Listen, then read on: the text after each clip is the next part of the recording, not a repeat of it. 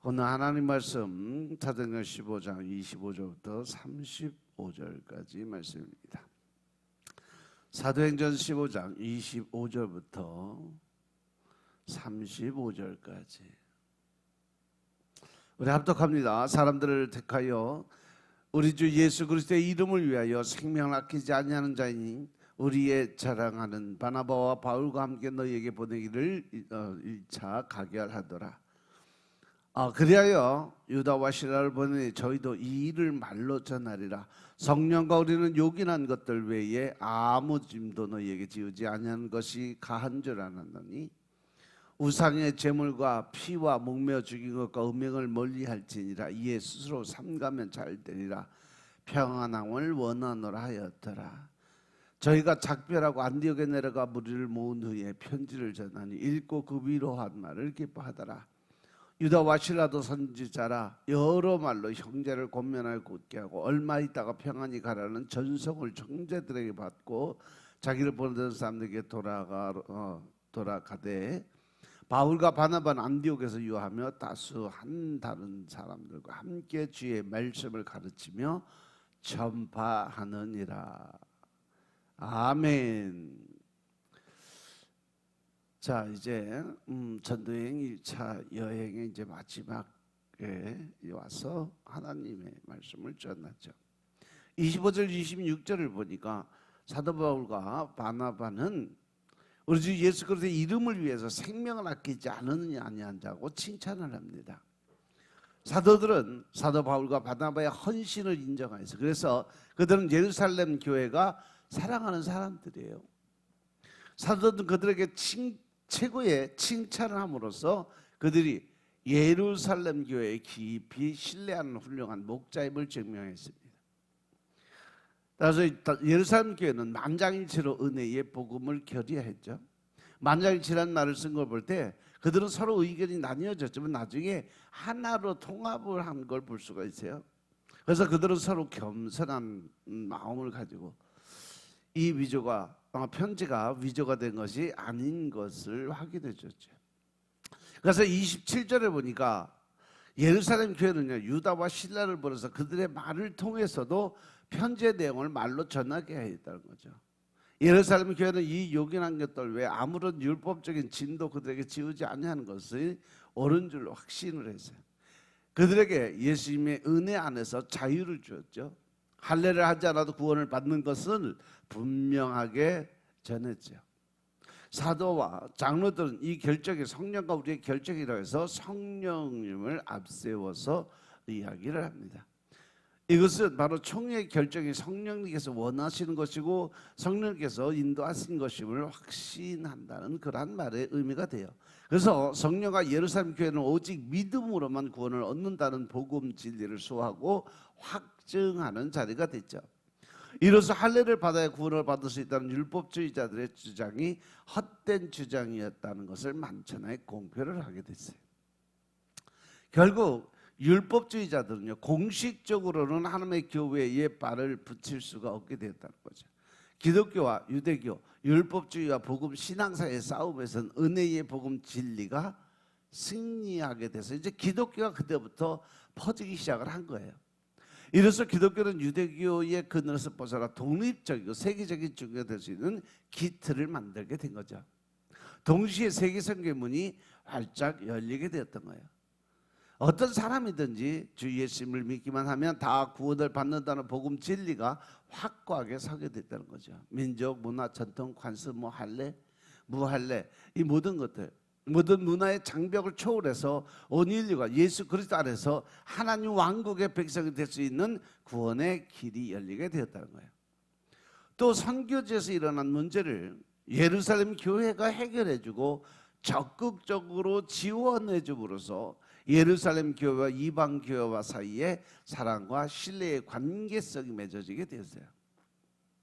그래서 29절에 보면 꼭 필요한 것은 우상의 제물과 피와 목매어 죽인 것을 멀리하고 음행하는 우상 숭배를 멀리하라는 거죠. 여기서 음행하는 우상 숭배라는 것은 바로 이 바알 신전에서 행해졌던 거기에 성녀들이 알고 보면 집단 창녀나 마찬가지 역할을 했어요.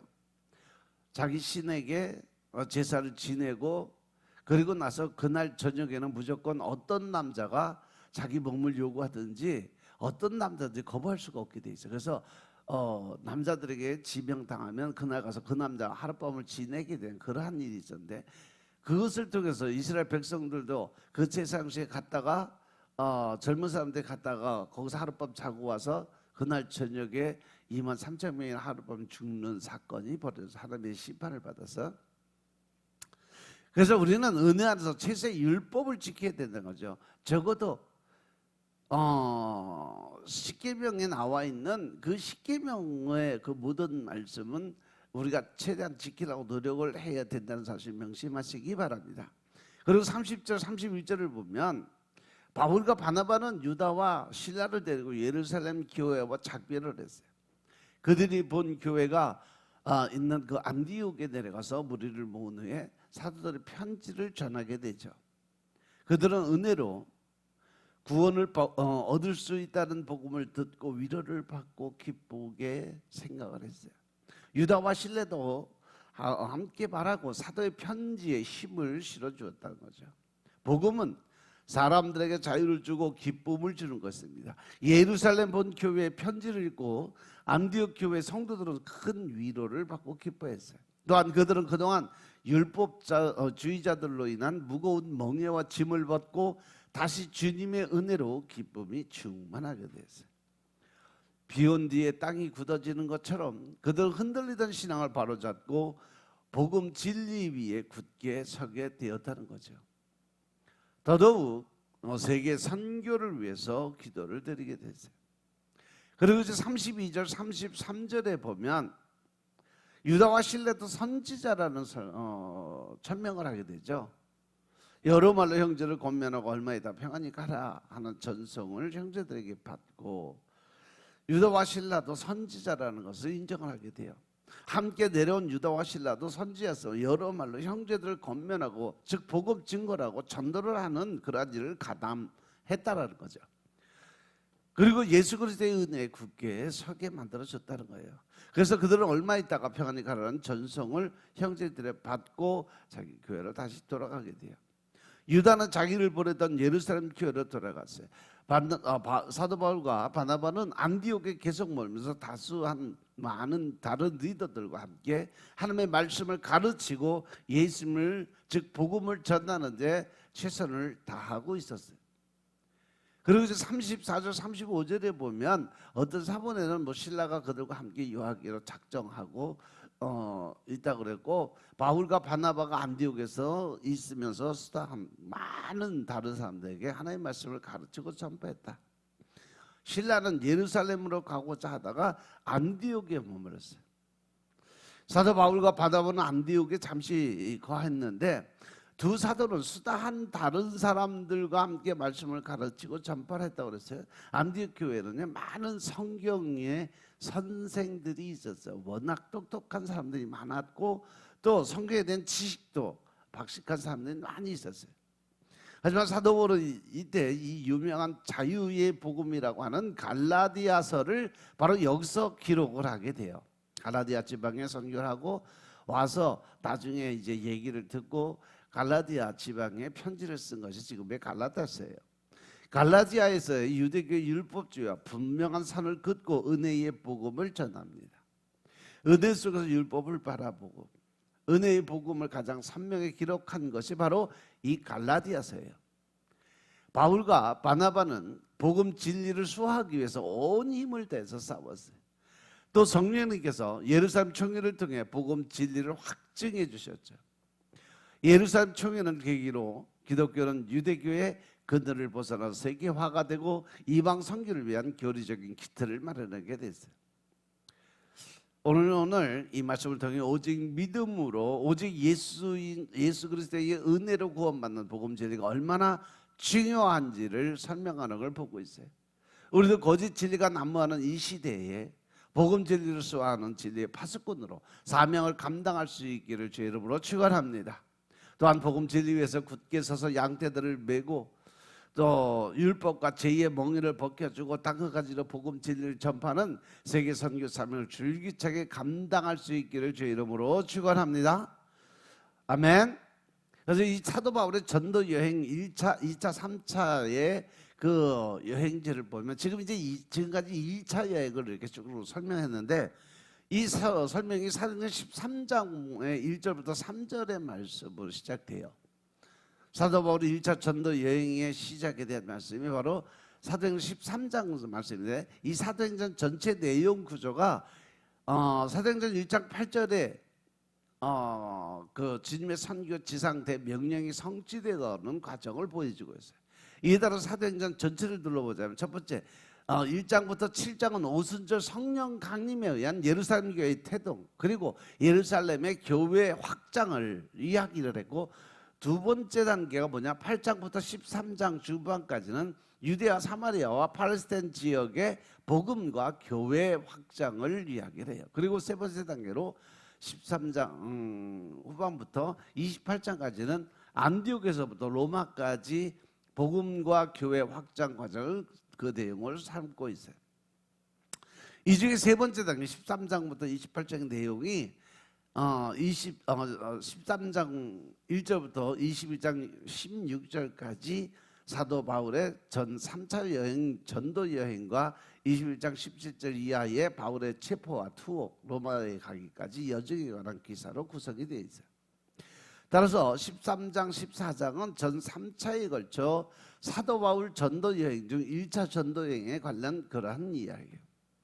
사도 바울의 1차 전도 여행은 시기적으로 AD 47년부터 49년 사이에 약 2년이 소요된 여행이었지만 그가 걸어 다닌 거리가 약 2,300km, 서울과 부산을 왕복으로 한 다섯 번 이상 간 거죠. 6번 왕복으로 3번을 왔다 갔다 한 그 거리예요. 중심 전도 대상 지역은 지중해 동부에 위치한 섬인 구브로와 남부 갈라디아 지방이었어요. 이것은 교통수단이 발달한 현대 기준에 비춰보면 그다지 먼 거리는 아니겠지만 주로 배편 아니면 도보로 이동할 수밖에 없던 사도 바울의 형편을 고려해 보면 결국 짧은 거리가 아니었죠. 3차 전도 여행 시기에 기록한 고린도후서 11장 26절 27절 보면 사도 바울이 당시 장거리 여행 고충이 얼마나 심했는지 충분히 짐작할 수가 있어요. 그럼 먼저 사도 바울의 여행 루트를 따라서 1차 전도 여행을 보다가는 13장 14장의 내용을 이렇게 훑어보면 13장 1절부터 3절이 1차 전도여행의 계시 기사예요. 그래서 성령의 지시에 따라서 안디옥 교회가 바나바와 사울을 선교사로 파송하는 장면을 보다가 있는데 이 기사의 서두에 선지자들과 교사들로 불리는 5명의 안디옥 교회의 지도자들의 명단을 열거하고 있어요. 그런데 선교사로 파송될 바나바와 사울의 이름도 그 명단에 포함이 되어 있었죠. 이 사실은 안디옥 교회가 교회의 핵심 인물 곧 영적 지도자로서 역량이 검증된 인물을 선교사로 파송했다는 것을 보여주고 이것은 곧 그만큼 교회의 선교 사명이 다른 어떠한 사명보다도 중대한 의미를 지닌다는 것을 이야기해 주고 있어요. 그리고 13장 4절부터 12절의 그 말씀은 바나바와 사울의 첫 선교지인 구브로 사역을 보도하는데 구브로 섬은 안디옥의 항구인 실루기아에서 약 120km 떨어진 지중해에 위치한 섬으로서 배편으로만 하루 정도 항해에 시간이 소요되는 그러한 먼 거리예요. 구브로 섬에 도착한 선교팀 우선 섬의 동부에 위치한 항구인 살라미에서 유대인의 회당을 순회하며 전도를 합니다. 이어 온 섬을 다니면서 전도하다가 살라미의 반대편 항구이자 구브로의 수도인 바보에 이르러서 구브로의 총독 서기오 바울을 전도를 하게 되죠. 여기서 총독 서기오 바울의 전도 과정에서 이것을 회방하는 유대인 거짓 선지자 마술사인 바예수가 사도 바울의 책망을 듣고 눈이 멀게 되는 그러한 사건을 기록해 놨죠. 그리고 13장 13절부터 52절에 두 문단은 비시디아 안디옥에서의 사역을 보도하는데 여기서 눈여겨볼 것이 뭐냐? 이제껏 바나바와 사울의 이름을 순으로 언급된 것이 또 바울과 그 동행자들 혹은 바나바와 사도 바울과의 식으로 자주 언급되기 시작했다는 거죠. 이것은 선교여행 중에 자연스럽게 사도 바울이 선교팀의 주도자, 리더자로 부각되었음을 이야기를 해주고 있어요. 구부로 섬의 바보에서 배를 탄 사도 바울이 소아시아 남부의 항구인 밤빌리아의 버가에 도착했는데, 이때 바울과 바나바의 조력자로 동행하던 마가 요한이 무슨 이유에서인지 모르지만 선교여행을 포기하고 자신의 집이 있는 예루살렘으로 돌아가는 사건이 벌어져요. 13절에 보면 이제 사도 바울 일행은 버가에서 육로로 남부 갈라디아 지방으로 올라가서 선교 활동을 수행하는데, 비시디 안디옥은 남부 갈라디아 지방에서 첫 번째 사역지입니다. 사도 바울은 안식일에 유대인의 회당에서 설교하게 되는데, 일단 청중들의 긍정적인 반응을 얻게 돼요. 그리고 그 다음에 안식일에 사도 바울이 2차로 회당에서 설교해 줬을 때 그 성에 수많은 사람들이 모이게 됩니다. 그러자 이를 본 유대인들은 시기가 가득해서 사도 바울의 전도 내용을 비방하고 배척하는 태도를 보이고, 이에 대해서 바울과 바나바는 유대인들의 완악함으로 인해서 복음이 이방인에게 향하게 되었다고 하면서 메시아가 이방의 빛이 되리라고 하는 이사야서 49장 6절의 예언을 자신들에게 확대 적용해서 이방 선교의 의지를 피력을 하게 되죠. 이어서 14장 1절부터 7절의 말씀은 이고니온에서의 사역을 보도하고 있어요. 이고니온은 비시디아 남동쪽 120km 지점에 위치한 도시로서 갈라디아 지방의 중심부에 위치한 도시예요. 이고니온에서 전도 역시 헬라인과 유대인에게 허다한 무리가 믿는 결실을 얻게 되었지만, 믿지 않는 유대인들이 두 사도를 돌로 치려는 음모를 꾸미게 되자 사도 바울은 루스드라와 더베로 옮겨서 전도를 하게 되죠. 14장 8절부터 18절의 말씀은 루스드라서의 전도 사역 시 그 발생한 대표적인 사건, 사도 바울이 남에서부터 안전병이 된 자를 치유하는 이적과 루스드라인들과 두 사도에 대한 제사 시도 사건을 보도를 하고 있죠. 그 사도 바울이 남에서부터 안전병이 된 자를 치료를 하자 이를 본 루스드라 사람들이 바나바와 사울을 각각 그리스의 만신전 주신인 스스 즉 제우스와 그 전령신인 헤메 곧 헤르메스로 오해하고 숭배하고 제사를 지내러 모였던 자리였어요. 이에 두 사도는 루스드라의 행위를 만류하고 자신들이 복음을 전하는 것은 그들이 그러한 우상 숭배를 버리고 창조주시고 참 신이신 하나님께 돌아오게 하려고 하나님이 일하신 거다, 내가 한 게 아니다라고 이야기를 했죠. 그리고 이제 14장 19절부터 28절의 말씀은 유대인들의 사도 바울의 박해와 바울의 불굴의 믿음, 그리고 시리아 안디옥 교회의 귀한 과정을 보도를 하고 있어. 먼저 비시디 안디옥과 이고니온에서부터 사도 바울의 그 복음 증거를 회방하고 대적하는 유대인들이 루스드라까지 쫓아와서 무리를 선동해서 사도 바울을 돌로 치는 사건을 보도하죠. 유대인들은 사도 바울이 죽은 것을 알고 성받고 끌어내 버리는데, 아마도 고린도후서 11장 25절에 한 번 돌로 맞았다고 언급한 것이 바로 이때 사건을 가리키는 거가 아닌가라고 생각을 해요. 또한 갈라디아 남부의 이 지역에 성도들에게 보내는 서신인 갈라디아서 6장 17절에 언급된 예수의 흔적이라는 것이 바로 이때 입은 상처의 흔적을 가리키는 것이 아닐까. 어쨌든 사도 바울은 이 사건으로 실제로 죽음의 지경에 이르렀던 것으로 보여요. 그러나 사도 바울은 기적적으로 소생을 했고 불굴의 믿음으로 더베로 가서 복음을 전합니다. 그리고 다시 안디옥 교회로 귀환하는 길에 루스드라, 이고니온, 비시디아, 안디옥 등 전도 지역을 역수로 방문해서 장로들을 세우고 각 교회를 굳게 다시 반석에 세우는 사역을 확인을 하죠.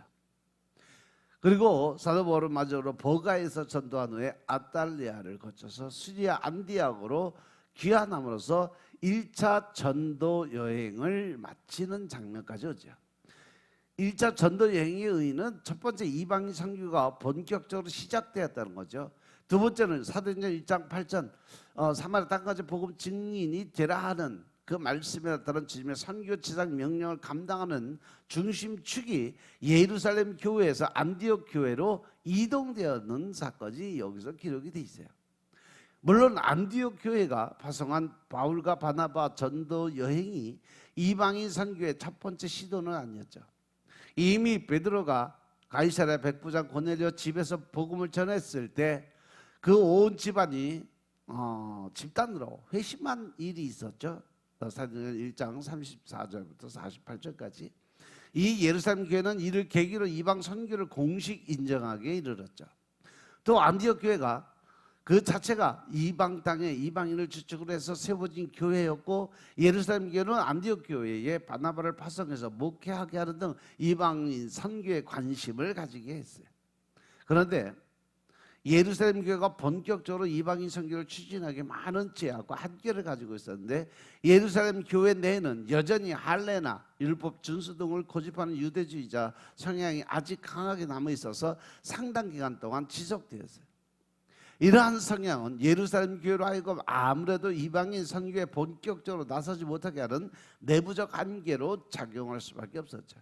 그래서 예루살렘은 초대교회가 태동에서 출발한 본산지로 아직도 일정 기간 지도적 역할을 감당할 곳이긴 하지만, 주님의 복음을 땅끝까지 전파하는 세계 선교 사명의 바톤은 시리아 안디옥으로 넘어지게 됐던 거죠. 지상에 존재하던 조직 교회로서 예루살렘 교회는 예루살렘 시와 그 운명을 같이 해서 AD 70년 로마 군대에 의해서 예루살렘에서 함락될 때, 그때 이미 자취를 감추게 돼서 그때부터 다시 흩어지는 그런 사건이 벌어지죠. 우리 여기서 예루살렘 교회가 세계 선교 사명 수행하지 않았기 때문에 사라지게 되었다는 결론을 생각할 수는 없지만, 그런데 한 가지 교회사를 통해서 볼 때 세계 교회의 중심축은 언제나 선교, 세계 선교 사명을 수행하는 나라의 교회로 옮겨졌다는 것을 확인할 수 있었어요. 그 첫 번째 모델을 이방인 선교를 본격 수행한 안디옥 교회가 초대교회 중심축으로 부상하는 것에서 찾아볼 수 있었어요. 교회가 주님의 십자가 부활의 증인으로서 사명을 소홀히 하고 내부적 문제에만 관심과 영향을 집중시킬 때, 그 교회는 오히려 힘을 잃어버리게 된다는 거죠. 교회의 본질적 사명은 주님의 선교 지상 명령을 수행하는 것에 있다는 것을 망각해서는 절대 안 된다. 그래서 교회는 우선 복음 사역, 즉 전도 사역, 선교 사역에 우선적으로 모든 것을 할 수 있어야 그게 교회의 가치를 증명할 수 있다는 거죠. 급속한 성장을 지속하다 언제부터인가 그 성장을 멈춰버리는 한국 교회가 깊이 성찰해 볼 문제가 아닐 수 없죠. 그렇다면 오늘 본문을 통해서 하나님 우리에게 주시고자 하는 말씀이 뭘까? 그건 선교는 교회를 향한 성령 하나님의 절대적 지상 명령이라는 사실이죠. 13장 2절에 보시면 이방 선교를 성령께서 내가 불러 시키는 일로 묘사를 하고 있어요. 이것은 선교가 소수 선교사의 일도 아니고 교회 일도 아닌 성령 하나님의 일임을 보여주고 있죠. 그래서 성령은 선교의 기획자시고 주도하시는 분이 바로 성령 하나님이심을 깨달으시기 바랍니다. 초대 교회 성도들 가운데 그 누구도 이방인 선교를 고안하거나 꿈도 꾸지 못했어요. 그러나 성령님께서 초대 교회 성도들을 사마리아와 이방 세계로 이끌어 가시고 그들의 말씀을 증거할 때 성령을 기름 붓듯 물 붓듯 부으심으로 선교에 눈을 뜨게 만들어 주셨어요. 따라서 선교란 엄밀히 말해서 미시오데, 즉 하나님의 선교입니다. 하나님께서 기획자가 되시고 하나님의 주도자가 되시는 것이 선교예요. 이러한 하나님의 선교를 전담하기 위해 보내주신 것이 바로 성령 하나님이심을 깨달으시기 바랍니다. 그래서 우리는 흔히 성령을 선교의 영이고 사도행전을 성령행전이라고 부르는 거죠. 성령이 역사하시는 곳에 언제든지 선교의 역사가 이루어져요. 또 역으로 선교의 역사가 이루어지는 곳에는 언제나 성령의 역사가 있었음을 깨달으시기 바랍니다. 지금도 활발히 선교 활동하는 교회들을 보세요. 성령님께서 강하게 역사하는 것을 우리가 볼 수 있어요. 성령 하나님이 역사하는 교회들을 보시면 바로 그 교회가 선교 활동이 대단한 교회라는 걸 볼 수 있습니다. 지금 한국 교회가 죽어가고 있다는 자주의 목소리가 높아요. 그러나 냉정하게 살펴보시기 바랍니다. 교회들이 전도와 선교 일에 무관심해요. 교회는 선교와 전도를 위해서 성령께서 친히 세우신 기관이 바로 교회라는 거 명심하시기 바랍니다. 그런데 정작 교회가 성령께서 불러 시키는 일에 무관심해요. 성령 하나님으로부터 스스로 소외되고 있다는 거죠. 마치 집단 체면이라도 걸린 것처럼 성령님이 교회들에게 하시는 말씀을 외면해요. 선교를 하면 좋겠지만 못해도 할 수 없다는 걸로 치부를 해요. 그러니 생기는 것은 너무도 당연한 결과가 일어나게 된다는 거죠. 그래서 이제 성령께서 불러시키는 일을 하시길 주님으로 부탁드립니다. 교회의 살 길은 바로 거기 선교 사역이 있어요. 열심히 전도하시기 바랍니다. 선교사도 파송을 하고 선교사들과 전도 사역을 위해 기도를 드릴 수 있는 여러분들 되시길 주님으로 축원합니다. 그리고 그들의 일에 관심을 가지시기 바랍니다. 하나님은 지금도 여러분들의 작은 헌신을 기뻐 받으시고 또 우리가 나가서 복음 전하고 이 선교 사역에 동참하는 걸 기뻐하게 받으신다는 거 명심하시고 늘 하나님의 뜻에 합한 그렇게 하나님의 마음에 합당한 믿음의 사역 하시길 주님으로 축원합니다. 기도드리겠습니다. 아버지 하나님 감사드립니다. 오늘 아버지 하나님 믿음 안에서 우리가 바라볼 수 있는 주님의 영적인 군대의 삶을 살 수 있고 또한 하나님의 명령이 무엇이고 하나님의 뜻이 무엇인지 알고 깨닫게 하시니 감사합니다. 주님의 뜻대로 하나님의 말씀대로 우리가 좀 더 하나님의 나라의 일에 더 큰 관심을 갖고 좀 더 열심으로 기도드리고 전도하게 하시고 선교사에게 동참할 수 있도록 주님이 축복하옵소서. 모든 말씀 우리 주 예수 그리스도의 이름으로 감사드리며 기도드렸사옵나이다. 아멘.